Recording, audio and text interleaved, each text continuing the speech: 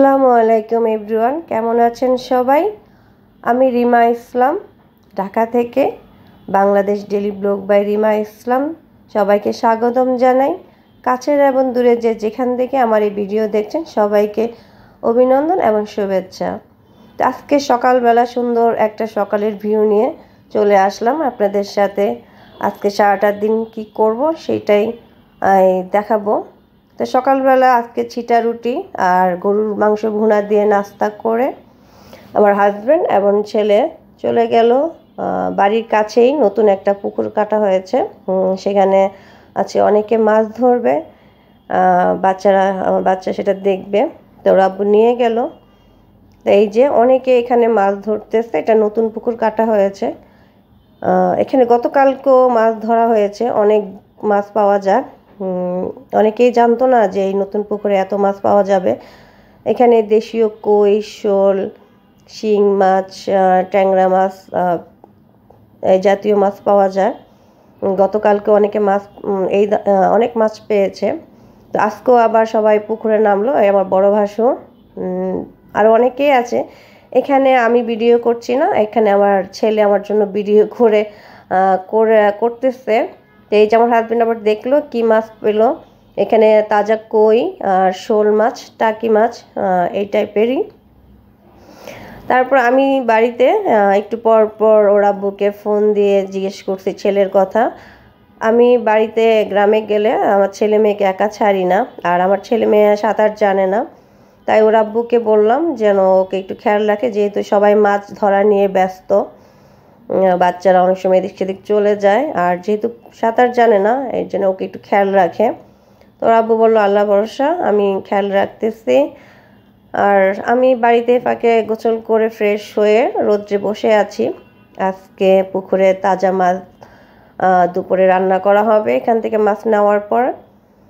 তারপরও চেষ্টা করি নিজের সন্তানকে নিজের কাছে রাখার জন্য, একটু পরপর ভিডিও কল দিয়ে দেখতেছি ছেলে কি করতেছে। আর মেয়ে আমার সাথেই আছে, ওই যেতে চেয়েছিল, আমি দিলাম না। এখানে অনেক পুরুষ মানুষ আছে, আর গ্রামের মানুষ যেহেতু অনেকে মাছ ধরতে দেখতে আসছে, কেউ ধরতে আসছে। তারপরে ছেলেকে ওর আব্বুকে বললাম আবার ফোন দিয়ে, তুমি একটু ছেলেকে পাঠায় দাও, ওকে আমি গোসল করাইনি, আমরা বিকেলে আবার একটু বের হব আজকে, ওই তাড়াতাড়ি ফ্রেশ হয়ে নেয়। তারপর বললো যে না, মাছ ধরা মোটামুটি শেষ, আমরা এখন মাছ নিয়ে বাড়িতে আসব, একটু ওয়েট করো। তো এই যে অনেক মাছ পাওয়া গেছে, একদম জাল ভর্তি মাছ, আর সব তাজা কই মাছ, শোল মাছ। আমার ছেলে দেখে তো খুবই খুশি, মানে বড় হওয়ার পরে ফার্স্ট দেখলো এরকম মাছ ধরা সরাসরি। তো এই যে শোল, কই, ট্যাংরা বাড়িতে নিয়ে আসলো। এখান থেকে কিছু মাছ রান্না করা হবে, আর কিছু মাছ আমাদের জন্য ফ্রিজিং করে রাখবে ঢাকা আসার সময়, যেহেতু তাজা মাছ নিয়ে আসবে। আর কিছু মাছ এখন একটু কী বলে পানিতে জিয়ায় রাখবে আর কি, সব ফ্রিজে রাখবে না। যেমন শিং আর কইটা ওটা পানিতে জিয়ায় রাখছে, সেভাবে নাকি ভালো থাকবে। আর আমার দেবরের বাচ্চা, আমার ছেলে মাছ দেখে ভয় কাছে আসে না, লাফাচ্ছে, সে ভয় পাচ্ছে। আর আমার দেবরের এই যে ছোট্ট ছেলেটা, সে মাছ ধরে একদম কোলে নিয়ে দাঁড়ায় আছে, মানে ও ভয় পাচ্ছে না। আমার হাজবেন্ড বলে তুই দাঁড়া, তোর একটা ছবি তুলি। এই যে মাছ নিয়ে তারা খেলা করতেছে। আমি হলে তো সাথে সাথে এটারে, আমার ছেলে এমন করলে গোসল গা ধোয়াই দিতাম। ওরা কেউ কিছুই বলতেছে না, বাচ্চা এই যে মাছটা নিয়ে একদম গায়ে মাখায় ফেলতেছে। যাই হোক, ওর একটা ছবি তুললাম আমার হাজব্যান্ড। দুপুরে এই যে তাজা নদীর পুকুরের মাছ, কই মাছ, তো ওটা দিয়ে দুপুরে আজকে খাওয়া দাওয়া করলাম।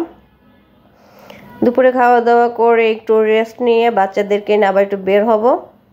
বিকেলবেলা ওদেরকে নিয়ে সর্ষা খেতে গেলাম, ওদের দুইজনে কিছু ছবি তুলে রাখলাম সর্ষা ক্ষেতের। তারপরে দেন আমরা চলে গেলাম মাদারীপুর শহরে। বাচ্চাদের অনেক দিন একটু বাইরে নাস্তাটা করানো হয় না, ওরা এগুলা খেয়ে অভ্যস্ত। তারপর ওদেরকে হালকা একটু নাস্তা করালাম, গ্রিল আর নান রুটি, আর ঠান্ডা কোক নিতে আমি নিষেধ করলাম, যেহেতু আমারই গলা বসে গেছে ঠান্ডায়। আমার বয়স শুনে হয়তো আপনারা বুঝতেই পারতেছেন, ঠান্ডা লেগে গেছে। এখানে রাত্রে কিন্তু ভালোই ঠান্ডা, তারপরে যে আমরা বাড়ির দিকে চলে আসলাম। আমাদের গাড়িটা আমরা আবার নতুন বাড়িতে রাখি, আমার শ্বশুর বাড়িটা একটু ভিতরে, ওখানে গাড়ির রাস্তা না, এটা রিক্সার রাস্তা, তো অতটুকু আমাকে হেঁটে আসতে হয় বাড়িতে। গাড়িটা আমরা নতুন বাড়িতে রেখে আমি আমার শ্বশুর বাড়িতে যাচ্ছি।